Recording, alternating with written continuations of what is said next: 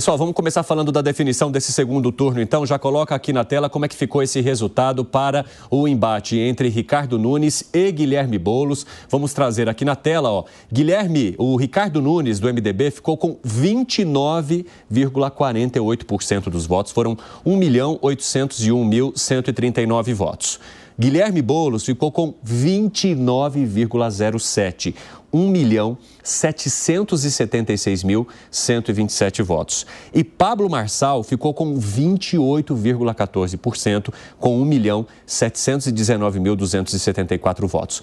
Pablo Marçal ficou a 50 mil votos de distância de Guilherme Boulos. Ficou quase aí com 80 mil votos aqui de Ricardo Nunes. Então, entendam que essa foi a eleição mais apertada da história aqui em São Paulo. A gente está falando de 6,24% de nulos, de brancos de 3,57%, votos válidos 6.108.218, num cenário de mais de 9 milhões de votos, exatamente porque a gente teve uma abstenção altíssima também em São Paulo. Já já a gente vai comentar isso com mais profundidade, mas foram 27%. Então eu quero saber de vocês o que esse resultado apertadíssimo indica sobre o comportamento do eleitorado de São Paulo e o que ele espera em termos de gestão, hein, Gustavo Segré? Quando a gente avalia esse resultado, a pergunta que não vamos conseguir resolver e não dá para responder porque estaríamos falando sobre uma hipótese, é se não tivesse aparecido esse laudo falso na sexta-feira, como teria sido o resultado. As pessoas com que eu falei, elas me dizem que foi um problema para o próprio Marçal, por uma diferença de 60 mil votos contra Boulos, 80 mil votos, ou talvez um pouquinho menos contra Boulos e 80 mil votos contra o Nunes. Estamos falando de uma disputa que era voto a voto mesmo. A gente estava avaliando quanto era um, quanto era outro, e cada atualização era uma atualização que colocava os três mais perto. Então, não dará, nunca saberemos, se não tivesse essa situação do laudo falso, que atrapalhou muita coisa e atrapalhou, inclusive, famílias vinculadas com a colocação desse laudo. Mas a plena sensação dá a impressão de que os eleitores do Marçal tendem, e isso ouvimos do próprio Murilo, para a pesquisa, tendem mais a ir para o lado do Nunes que para o lado do Boulos, pelo menos por uma questão ideológica. Agora, aonde que irá o apoio explícito do Marçal? Nós já vimos numa declaração de ontem que já o Nunes é Ricardo, não é mais o Bananinha, é o Ricardo. E o Boulos continua sendo Boulos. Então, já dá para imaginar que o apoio será para ele, para o Ricardo ou Nunes. E ele menciona que esse apoio estará se o Ricardo Nunes aceita colocar dentro do seu programa de governo alguma das propostas do Marçal. A dúvida é, a pessoa vota especificamente no candidato. E isso explica, inclusive, porque o PRTB não consegue vereadores. Com essa quantidade de votação, expressiva quantidade de votação, se alguém tivesse colocado apenas o número 28, certamente teria vereadores. E não tem. Então mostra que era a figura do Marçal e não o projeto partidário do Marçal. Pois é, Gustavo Segré, você chama a atenção para a migração desses votos, né? O que a gente acha muito difícil, uma migração do voto do Pablo Marçal para o Guilherme Boulos, exatamente porque a gente está falando de um eleitorado que comprou muito o discurso ideológico, né? O Pablo Marçal, durante toda a sua campanha eleitoral e em várias das sabatinas em que ele participou, ele mencionou muito um combate contra o comunismo aqui em São Paulo e no país. E essas pessoas provavelmente se identifiquem com esse discurso. Quando a gente fala sobre comunismo no país, a quem esse termo estaria mais relacionado? Provavelmente a Guilherme Boulos, logicamente, que faz parte do espectro da esquerda, sendo integrante de um partido como o PSOL. O Ricardo Nunes está muito mais localizado ali no centro, embora tenha também dado seu aceno ali para Jair Bolsonaro e pedido um aceno de volta justamente como apoio nessas eleições, o que de certa forma não funcionou muito diante da participação do Pablo Marçal. Mas então, o que a gente estima é que boa parte desse eleitorado aqui venha para cá e dificilmente para cá. O que você acha, hein, Piperno? Não, eu acho que essa análise é muito correta e é bastante natural, inclusive, essa migração de votos do Pablo Marçal para o Ricardo Nunes. Vejam, o Guilherme Boulos, ele alcança nessa eleição, com esses 29,07%, exatamente o mesmo percentual da soma de Boulos mais o PT em 2020. Eles tiveram naquela eleição 28,89%, ou seja, 0,18 a menos que agora. Então, não houve ganho, não houve perda e tal, mas, enfim, de qualquer forma, ele precisaria mais do que isso para chegar bem ao segundo turno. Lembrando que aquela eleição ele perdeu por 60 a 40. O Pablo Marçal, eu tenho, assim, convicção, escrevi sobre isso na sexta-feira, disse aqui, que ele estaria no segundo turno. E eu duvido que, se não fosse essa manobra, esse efeito Carla Zambelli, dessa manobra dick vigarista dele, ele não estivesse nesse segundo turno. Porque, veja, muitos bolsonaristas mais, digamos, estrategistas, ilustres e tal, até hoje eles apontam que aquela manobra desvairada da Carla Zambelli, que sai com a arma em punho atrás do rapaz da Rua dos Jardins aqui e tal, na véspera, causou um arranhão à candidatura Bolsonaro bem no dia anterior à eleição. Porque isso mexe muito com os indecisos, né? Claro, claro. É difícil, Evandro, é impossível quantificar o tamanho do estrago. Mas que esse estrago, em alguma proporção, acontece. E aqui em São Paulo, em uma eleição tão apertada, veja, se o Pablo Marçal tivesse 1,5% a mais, ele teria sido o primeiro. Ou seja, se a gente está falando de um estrago de 1,5%, é um estrago que poderia garantir ou não a passagem dele para o segundo como primeiro. Diante do tamanho do que é São Paulo, 1,5%... pode parecer muito pequeno, mas a gente está falando de um eleitorado muito robusto, gente. Então, 1,5% aqui, num cenário acirrado como esse, poderia fazer toda a diferença. Sem dúvida. A minha única dúvida é para onde foram esses votos que certamente abandonaram o Pablo Marçal. Se por uma questão de proximidade ideológica foram para o Ricardo Nunes, se pela questão da vitimização acabaram com o Boulos, ou se o eleitor simplesmente não quis saber de votar em ninguém. Porque é aí que está o grande enigma. A cidade de São Paulo teve uma abstenção de mais de 27%. Exatamente. Juntando com nulos e brancos, são 3,2 milhões de eleitores que deixaram de votar. Então, para mim, a decisão está aí. O que você acha, Gani? Concordo absolutamente aí com o que o Piperno trouxe. Inclusive, 2 relatos que eu ouvi. Tudo bem que a amostra é pequena, mas como percepção do eleitor aqui, como argumento, vale. A primeira, de um bolsonarista raiz, e esse bolsonarista raiz, votava no Bolsonaro, migrou o voto para o Marçal, votaria em Pablo Marçal.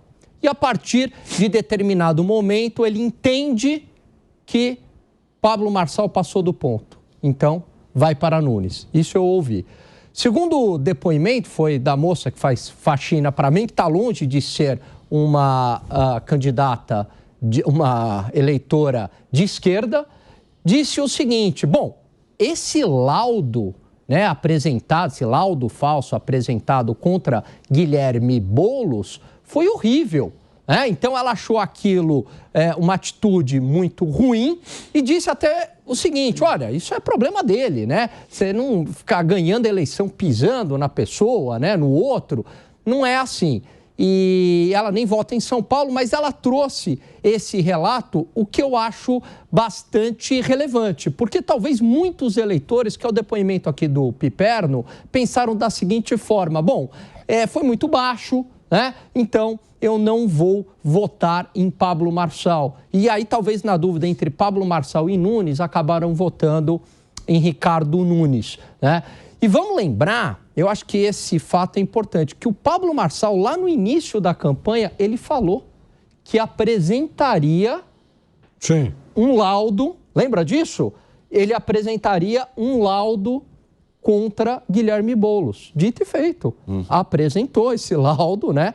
Só que isso implodiu a possibilidade dele, ao meu ver, de ir ao segundo turno e, mais do que isso, pode torná-lo inelegível. Vamos lá, Zé Maria, rapidinho, Segredo. Deixa eu ouvir você um pouquinho também. Fala aí. Pois todos os diagnósticos aí estão perfeitos. Era previsível, né? Todos nós sabíamos que a eleição seria assim. Desde o início falávamos: olha, a gente não sabe nem quem vai para o segundo turno, quanto mais quem será o próximo prefeito de São Paulo. O mais estável sempre foi o Boulos. Eu sabia que o Boulos ia para o segundo turno, porque ele ficou sempre nesse patamar. o problema dele é que esse patamar estacionado e parece ser o teto, né? E quem fosse para o segundo turno com ele, né, é que teria uma força muito maior. E veja bem que esse lado aí de centro-direita e o apoio forte do ex-presidente Jair Bolsonaro colocou 2 ali na porta do gol, né? Que é o Ricardo Nunes, apoiado pelo ex-presidente Jair Bolsonaro, tem o vice indicado por ele, e o Marçal, que tem o forte do eleitorado. Todas as pesquisas indicam que o eleitor do Pablo Marçal foi basicamente o eleitor do ex-presidente Jair Bolsonaro. E também os vereadores votados indicam exatamente essa movimentação. O Marçal não estava sozinho, nunca esteve. Ele teve um apoio forte, inclusive da classe empresarial, né, do pessoal ali mais de direita, do pessoal que tem esse discurso. Eu ouvi de um deputado e de 2 empresários de São Paulo dizendo o seguinte: o discurso dele é perfeito. O discurso de Pablo Marçal é perfeito. Ou seja, esse discurso está flutuando aí o tempo inteiro e poucos aproveitaram. O ex-presidente Jair Bolsonaro veio exatamente nesta força. Essa força existe e, no momento, em São Paulo, encarnou no Marçal, mas não foi só lá. Em Belo Horizonte, em Curitiba, e nós vamos falar mais na frente aí sobre outras capitais, a gente vê claramente o discurso. E eu acho isso muito importante, porque vai além de pessoas, porque o discurso é muito mais forte do que pessoas. E é verdade, uma eleição disputadíssima assim, qualquer detalhe tira ou coloca alguém no segundo turno. É uma realidade. O Piperno fez uma comparação correta de Jair Bolsonaro e Lula, que foi uma diferença também muito pequena. E para o Marçal entrar ou não entrar no segundo turno, foi detalhes. Agora, o que foi isso? Foi tudo. É o conjunto da obra. Eu acho também que toda essa situação, né, do cenário muito acirrado, ele passa também pelo poder de crítica e avaliação do próprio eleitorado em relação às expectativas que esse público traz em cima de seus candidatos. Porque todos os candidatos durante as sabatinas mencionaram que estariam no segundo turno. Inclusive Tabata Amaral, que segundo as pesquisas aparecia bem abaixo dos outros 3 que figuravam mais ali à frente. Uma outra questão também em que parte do eleitorado ficou muito convicto e que no momento que não aconteceu se decepcionou. A fala de Pablo Marçal de que ele levaria no primeiro turno. Gente, nós estamos falando da capital do país, onde há uma divisão ideológica muito forte também. Como é que se estima que, com essa divisão, Pablo Marçal conseguiria mais de 50% dos votos aqui na capital, sendo que a gente está falando, por exemplo, de um candidato como Guilherme Boulos e que numa eleição nacional, aqui na capital, elegeu o presidente Luiz Inácio Lula da Silva. Como é que se garantiria, com a presença de Ricardo Nunes, que tem tamanho tempo de TV também, que teve uma coligação tão forte, tantos votos migrariam para Pablo Marçal a ponto dele conseguir levar ali no primeiro turno? Então, são várias questões de retórica que foram colocadas pelos candidatos e que os eleitores precisam sempre ali avaliar de maneira muito crítica para não seguir de maneira tão pragmática nisso, porque logicamente que a comunicação ela faz toda a diferença no momento da campanha eleitoral e é por isso que nesse momento a gente põe o pé no chão, baixa a poeira e analisa a situação a partir da luz do tempo, com a história já contada. Inclusive, caso não houvesse a história relacionada ao laudo falso e forjado que foi publicado na rede social de Pablo Marçal, vocês acreditariam que ele poderia ir para a possibilidade de um segundo turno, mas com Guilherme Boulos ou com Ricardo Nunes? Porque a divisão também é tão próxima que esse cenário não estava muito claro, hein, Alan Gani? Olha, difícil dizer. O meu prognóstico inicial, Evandro, era um segundo turno entre Pablo Marçal e Ricardo Nunes. Agora, diga-se de passagem, a gente aqui, né, comentarista, enfim, a gente pega no pé dos institutos de pesquisa quando tem aqueles erros grotescos, mas a gente também tem que dar a mão à palmatória e elogiar quando eles acertam. Os institutos de pesquisa em São Paulo foram impecáveis. Acertaram, mostraram empate triplo, exatamente um retrato fiel do que aconteceu. Porque a gente precisa analisar que em alguns momentos Guilherme Boulos aparecia com 27 à frente, nas últimas pesquisas, né, Nunes ficou com 26, assim como Pablo Marçal, mas se a gente levar em conta a margem de erro, Nunes poderia chegar a 29. o Guilherme Boulos poderia permanecer em 29 ou baixar para 26. Pablo Marçal, com 2,5% ou 3% de 26, poderia ir para 29 ou poderia cair para 23. Então, o resultado ficou justamente dentro do que estavam prevendo as pesquisas com a margem de erro. Só para complementar, esse episódio do laudo beneficiou o Guilherme Boulos, porque o Guilherme Boulos foi entendido como a vítima.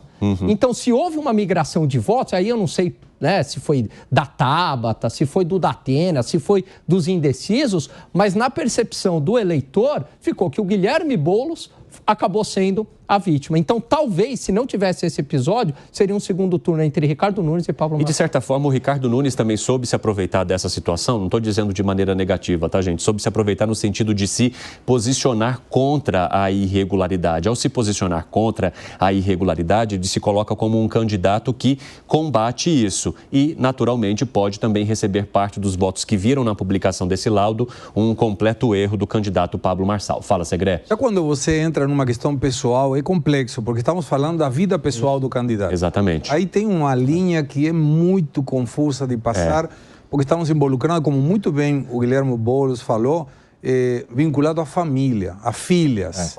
É um tema muito delicado. Mais ainda quando você apela a uma questão de falsidade de um documento, que é um documento necessariamente público, porque tem a assinatura de um médico que tinha falecido, com a desmentida da filha, com uma clínica que ninguém sabe aonde que aparece. Era tudo muito turvo. Eu não acho que o eleitor de Pablo Marçal, mesmo com esse laudo, tivesse migrado para Boulos.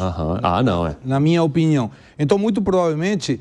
E, de novo, estamos falando em suposições, não temos como afirmar nada, mas mesmo se fosse um segundo turno entre Boulos e Marçal, ou entre Marçal e Nunes, nós estamos falando numa questão de diferença de muito pouco. Estamos falando de 80 mil votos entre um e outro. A quantidade gigantesca de abstenções é muito maior, 20 vezes maior que a quantidade de diferença. Com certeza. Então, é uma situação que hoje não dá para calcular. Agora, surpresa e uma observação. Os votos da Tabata migrariam para o Boulos. Aí ela já tem, se votarem a mesma coisa, dificilmente alguém da Tabata vai votar pelo Nunes. Aí já estamos com 39 dos eleitores. Mas, claro, essa soma de Ricardo Nunes e Marçal favorece muito o Nunes. E pego no gancho do Alan Gani. Me parece que a história de Marçal na política pode mudar muito, porque essa colocação de um falso laudo é muito grave eleitoralmente. A história toda é horrorosa, né?